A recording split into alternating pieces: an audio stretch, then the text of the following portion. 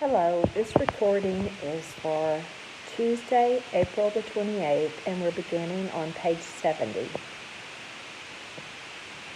This entry is for Friday, the 12th of March, 1943. Dear Kitty, may I introduce someone to you? Mama Frank, champion of youth, extra butter for the young, the problems of modern youth. Mummy defends youth in everything, and after a certain amount of squabbling, she always gets her way.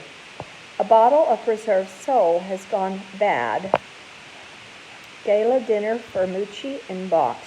You haven't met Box yet, although she was here before we went into hiding. She's the warehouse and office cat and keeps down the rats in the storerooms. Her odd political name requires an explanation.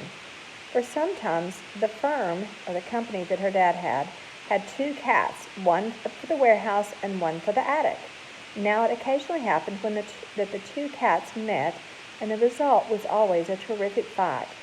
The aggressor was always the warehouse cat, yet it was always the attic cat who managed to win, just like among nations. So the storehouse cat was named the German or Buch, and the attic cat the English or Tommy. Tommy was got rid of later. We're all entertained by Buch when we go downstairs. We have eaten so many kidney beans and haricot beans that I can't bear the sight of them anymore. The mere thought of them makes me feel quite sick.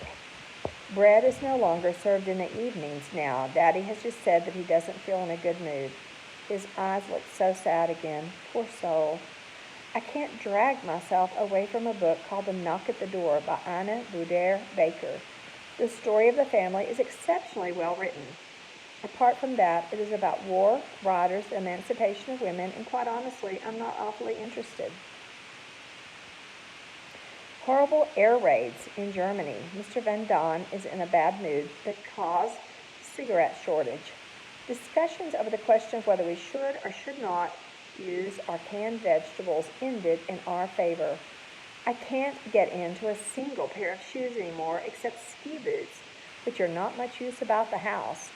A pair of rush sandals costing $6.50 florins lasted me just 1 week, after which they were out of action. Perhaps Neat will scrounge something under the counter. Excuse me. I must cut Daddy's hair. Pim maintains that he will never have another barber after the war, as I do the job so well. If only I didn't snip his ear so often. Yours, Annie. Thursday, the 18th of March, 1943. Dear Kitty, Turkey is in the war. Great excitement. Waiting in suspense for the news. Yours, Annie. Friday, March 19th, 1943. Dear Kitty, an hour later, joy was followed by disappointment. Turkey is not in the war yet. It was only a cabinet minister talking about them soon giving up their neutrality. So when there's a war, some countries will be on one side, some will be on the other, and then some countries would be neutral, which means they're not for either side. So this country, Turkey, there was talk about them giving up their neutrality.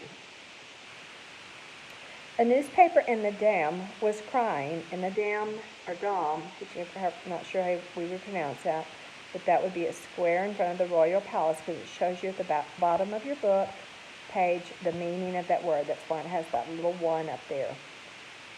Okay, so a newspaper in the Dom was crying, Turkey on England's side. The newspapers were torn out of his hands. This is how the joyful news reached us too. 500 and 1,000 guilder notes have been declared no longer valid. It is a trap for black marketeers and such like, but even more for people who have got other kinds of black money and for people who are in hiding. If you wish to hand in 1,000 guilder note, you must be able to declare and prove exactly how you got it. They may still be used to pay taxes, but only until next week. Dussel has received an old-fashioned foot-operated dentist drill. I expect he'll soon give me a thorough check-over.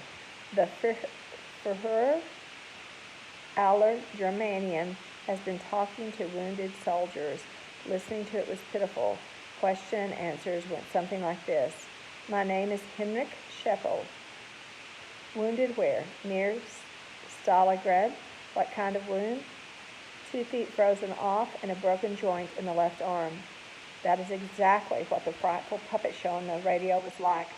The wounded seemed to be proud of their wounds, the more the better.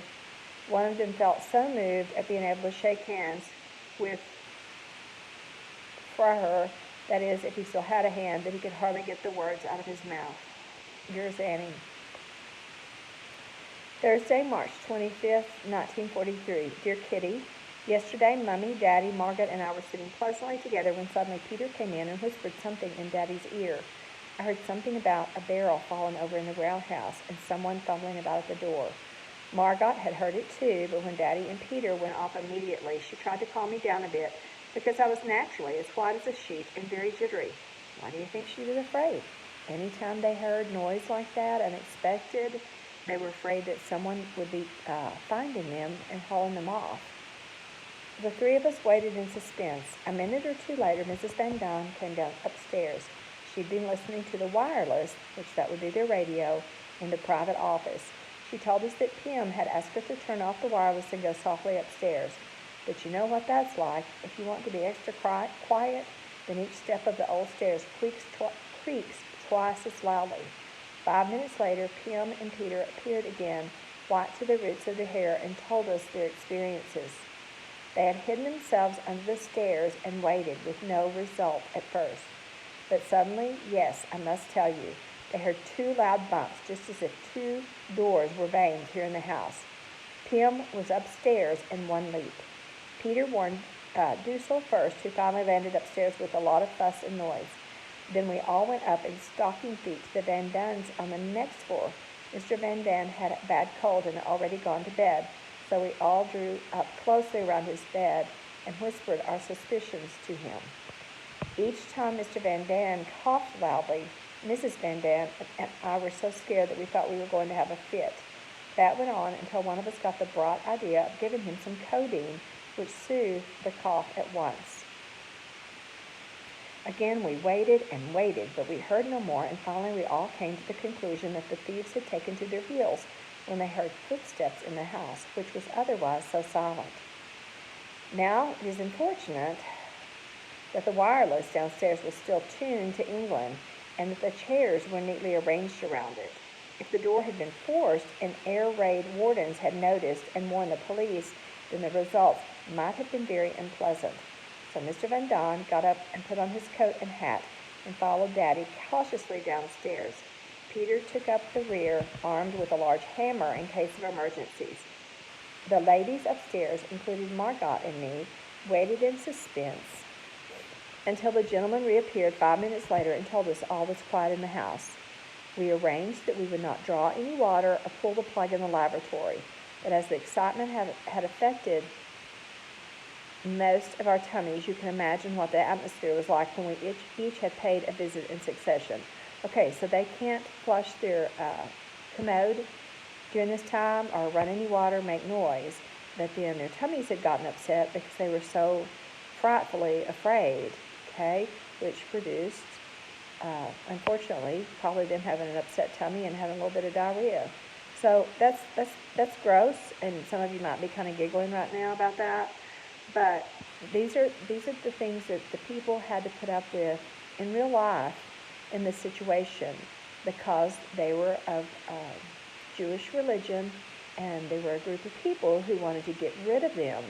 And by getting rid of them, that means they hauled them off into very bad concentration camps, and they were eventually killed. Some people did get released, and we'll talk about that as we go through the book, and were found alive after the war ended, but many, many, many were killed.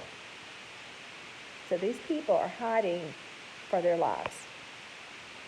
When something like that happens, heaps of other things seem to come at the same time as now. Number one was that the clock at the Westertoren, which I always find so reassuring, did not strike. Number two was that Mr. Vossen, having left earlier than usual the previous evening, we didn't know definitely whether Ellie had been able to get a hold of the key and had perhaps forgotten to shut the door. It was still evening, and we were still in a state of uncertainty, although we certainly did feel a bit reassured by the fact that from about 8 o'clock, when the burglar had alarmed the house, until 10:30, we had not heard a sound. On further reflection, it also seemed unlikely to us that a thief would have forced open a door so early in the evening while there were still people about in the street. Moreover, one of us got the idea that it was possible that the caretaker of the warehouse next door was still at work, since, in the excitement and with the thin walls, one can easily make a mistake, and what's more, one's imagination can play a big part at each such critical moments. So we all went to bed, but none of us could get to sleep. Daddy, as well as Mummy and Mr. Dussel, were awake, and without much exaggeration, I can say that I hardly slept a wink. This morning, the men went downstairs to see whether the outside door was still shut, and everything turned out to be quite safe. We gave everyone a detailed description of the nerve-wracking event. They all made fun of it, but it is easy to laugh at such things afterwards. Ellie was the only one who took us seriously. Yours, Annie. Saturday, March 27, 1943. Dear Kitty, we have finished our shorthand course. Now we are beginning to practice speed. Aren't we getting clever? I must tell you more about my time-killing subjects I called in each, because we have nothing else to do but make the days go by as quickly as possible, so that the end of our time here comes more quickly. I'm mad on mythology, and especially the gods of Greece and Rome. They think here that it is just a passing craze. They've never heard of an adolescent kid of my age being interested in mythology. Well, then I shall be the first. So when she said she's mad about it, that's a term she was using to say she really, really, really likes it, okay? Mr. Van Don had a cold, or rather he has a little tickle in his throat. He makes a tremendous fuss about it, gargling with chamomile tea, painting his throat with tincture of myrrh, rubbing eucalyptus all over his chest, nose, teeth, and tongue, and then getting into an evil mood on top of all of it all. Reuter, one of the German big shots, has made a speech. All Jews must be out of the German-occupied countries before July 1st. Between April 1 and May 1, the province of Utrecht must be cleaned out, as if the Jews were cockroaches. Between May 1st and June 1st, the provinces of North and South Holland. Those wretched people are sent to filthy slaughterhouses, like a herd of sick, neglected cattle. But I won't talk about it. I only get nightmares from such thoughts. One good little piece of news is that the German Department of the Labor Exchange has been set on fire by saboteurs.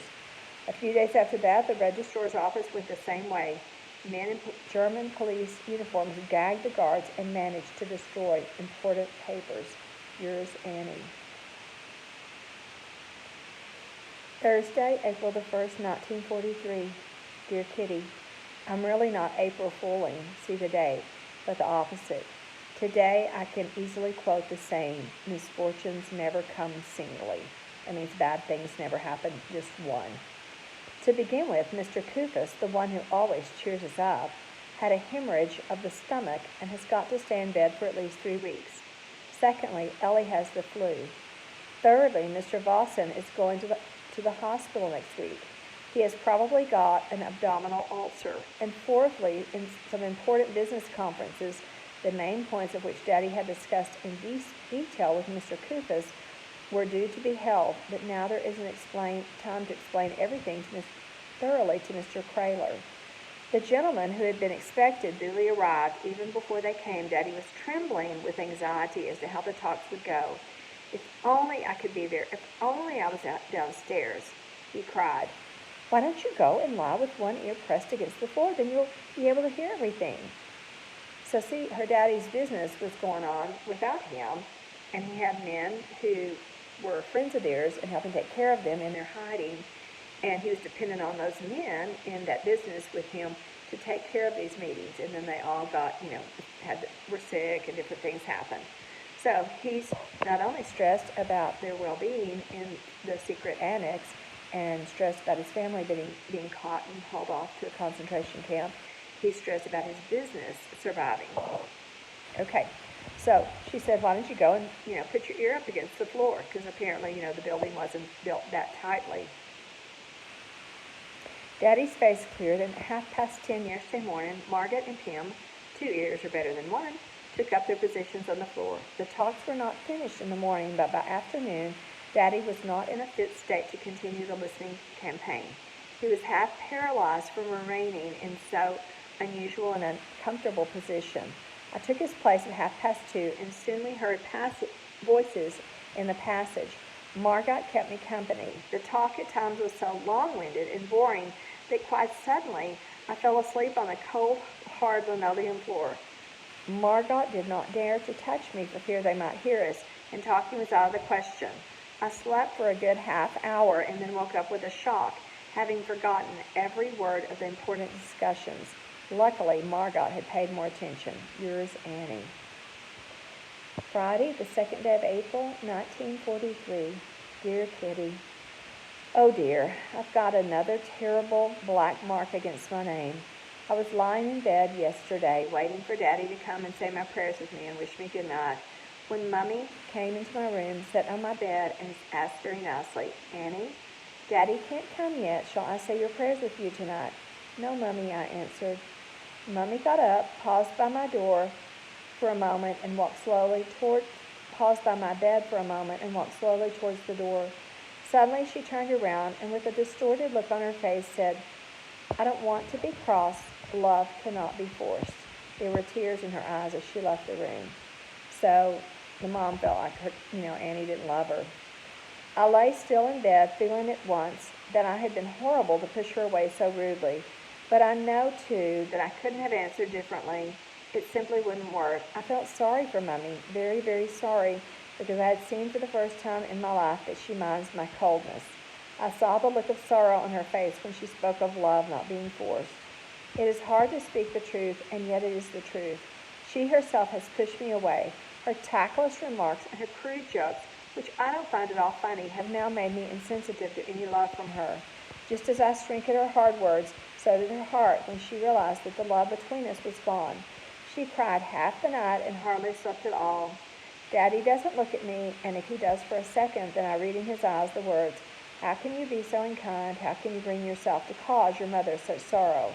They expect me to apologize, but this is something I can't apologize for because I spoke the truth, and Mummy will have to know it sooner or later anyway. I seem and am, indeed am, indifferent to both Mummy's tears and Daddy's looks, because the first time they are both aware of something which I have always felt. I can only feel sorry for Mummy, who has now had to discover that I have adopted her own attitude. For myself, I remain silent and aloof, and shall not shrink from the truth any longer, because the longer it is put off, the more difficult it will be for them when they do hear it. Yours, Annie. So she's having a really hard time getting along with her mother, and she feels like her mother doesn't love her, and she doesn't care about her mother. I don't know. Do you ever feel that way? I remember being angry with my mother when I was growing up, and we would fight, but it didn't take me long to get over it because, that was my mom, right? So, but she's having these things that she's going through as a teenager, and then besides going through things as a teenager, she's in this horrible position of being closed up in a secret hiding place with people that haven't, weren't even her best friends and relatives. Okay, next entry. April 27th, 1943, Tuesday.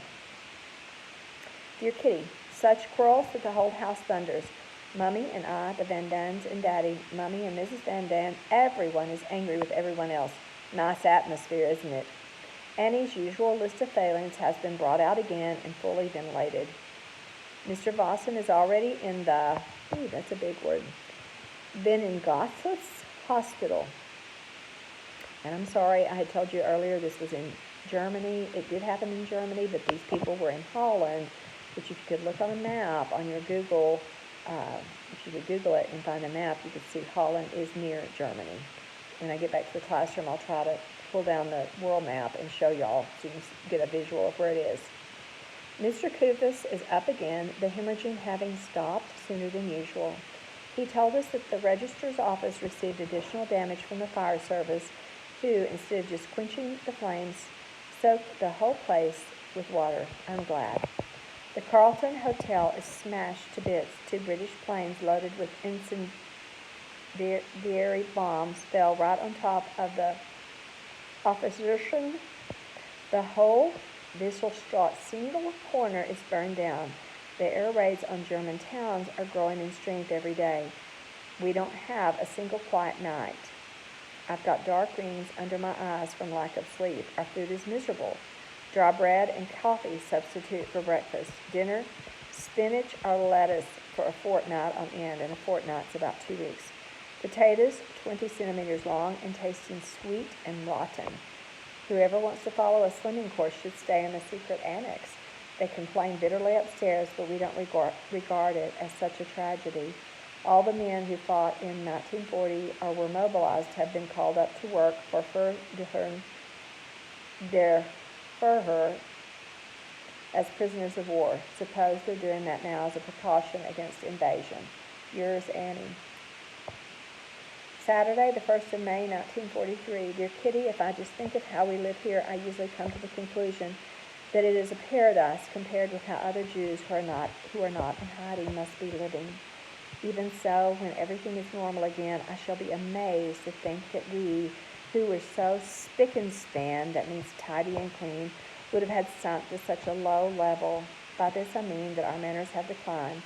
For instance, ever since we have been here, we have had one oilcloth on our table, which, owning to much use, is not one of the cleanest. Admittedly, I often try to clean it with a dirty dishcloth, which is more whole than cloth. The table doesn't do us much credit either, in spite of hard scrubbing. The Van Dans have been sleeping on the same flannelette sheet the whole winter. One can't wash it here because the soap powder we get on the ration isn't sufficient. And besides, it's not good enough. So that means they haven't been able to wash the sheets. Ugh.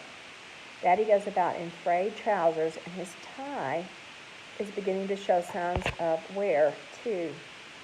Mummy's corsets, that is a lady's undergarments, that have split today and are too old to be repaired, while Margot goes about in brassiere 2 sizes too small for her.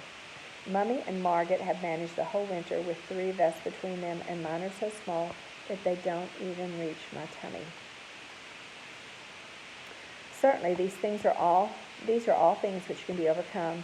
Still, I sometimes realize with a shock, how are we, now going about in worn-out things from my pants down to Daddy's shaving brush, ever going to get back to our pre-war standards? They were banging away so much last night that 4 times I gathered all my belongings together. Today, I have packed my suitcase with the most necessary things for an escape. But Mummy quite rightly says, where will you escape to? The whole of Holland is being punished for the strikes which have been going on in many parts of the country. Therefore, a state of siege has been declared, and everyone gets 1 butter coupon less. What naughty little children. So she's saying that people are being punished, and so that's why she said, what naughty little children. Yours, Annie. Tuesday, May 18th, 1943. Dear Kitty, I witnessed a terrific air battle between German and British planes. Unfortunately, a couple of the Allies had to jump from the burning machines. Our milkman, who lives in Halfweg, saw 4 Canadians sitting by the roadside. One of them spoke fluent Dutch. He asked the milkman to give him a light for a cigarette and told him that the crew had consisted of 6 men. The pilot was burned to death, and their fifth man had hidden himself somewhere. The German police came and fetched the 4 perfectly fit men. Oops. I wonder how they managed to have such clear brains after that terrifying parachute trip. Although it is fairly warm, we have to light our fires every other day in order to burn vegetable peelings and refuse. We can't put anything in the garbage pails because we must always think of the warehouse boy, how easily one could be betrayed by being a little careless. So like if they put their vegetable peelings and things they need to throw away in the garbage, then the person who empties that down in the warehouse would notice that there was a lot more trash and garbage than should be there. So they have to burn it to keep it hidden. All students who wish either to get their degrees this year or continue their studies are compelled to sign that they are in sympathy with the Germans and approve of the new order. 80% have refused to go against their consciences. Naturally, they had to bear the consequences. All the students who do not sign have to go to a labor camp in Germany. So the kids and students who would not say we're on the German side and we're going to approve of this new way of doing things, which included getting rid of the Jewish people, if they didn't say that they were for that, they didn't get to go to school and have their studies. and had to go work. All the students who did not have sun had to go in a labor camp, to a labor camp in Germany. What will be left of the youth of the country if they all got to do hard labor in Germany? Mummy shut the window last night because of all the banging. I was in Prim's bed. Suddenly, Mrs. Van Dam jumped out of bed above us just as Moochie had bitten her. A loud clap followed immediately. It sounded just as if an incendiary bomb had fallen beside my bed. I shrieked out, "Light, light!" Kim turned on the lamp. I expected nothing less than to see the room ablaze within a few minutes. Nothing happened. We all hurried upstairs to see what was going on.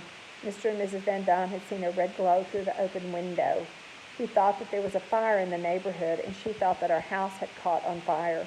When the clap came, Mrs. Van Dam was already on her feet with her knees knocking, but nothing more happened, and we all crept back into our beds. Before a quarter of an hour had passed, the shooting started up again.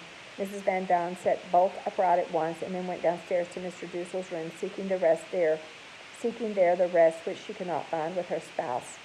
Dussel received her with the words, "Come into my bed, my child," which sent us all off into uncontrollable laughter. The gunfire troubled us no longer. Our fear was banished. Yours, Annie. I'm gonna stop there today, and we'll start on Wednesday on page 82.